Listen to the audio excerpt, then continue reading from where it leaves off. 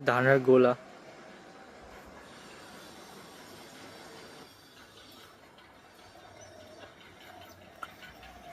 ভিতরে সব জার্সি গরু। এই গরুর দুধ দিয়ে এখানে ঘি তৈরি করা হয়।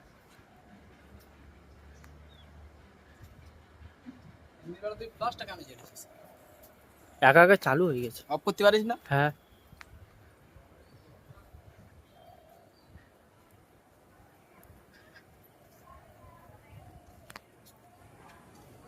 ভক্তি বিলাস ভবন